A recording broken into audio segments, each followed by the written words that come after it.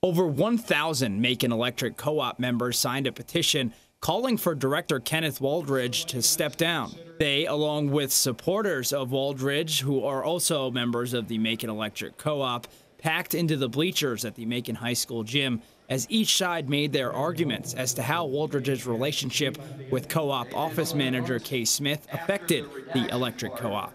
It's critical of Mr. Waldridge and Ms. Smith for being involved in a romantic relationship.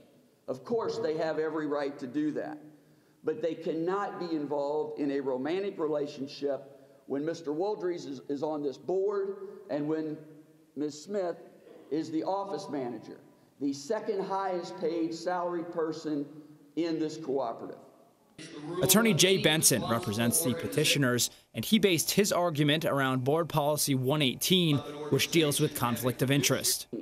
This issue is a recurrent theme you will see at the regular board meetings. Mr. Waldridge is asked to resign. He refuses. He's asked to leave the boardroom when anything is discussed about Kay Smith, which is also required by the policy. He does that repeatedly until he stops, until he refuses.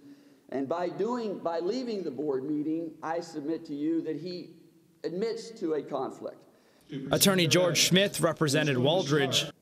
We heard testimony that Kenny said, it's not fair that two people aren't getting a raise. It's never happened before. And that's repeated. That's the only thing they put. That's repeatedly putting his interest? No, guys, no evidence of that.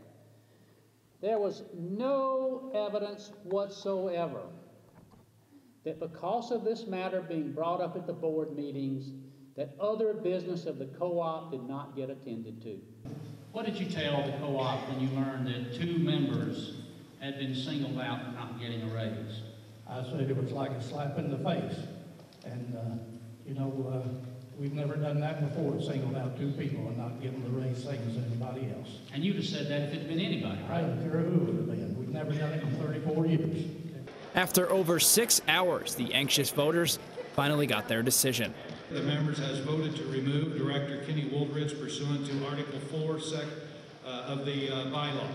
Pursuant to Section 4, I will entertain nominations from the floor to fill that vacancy.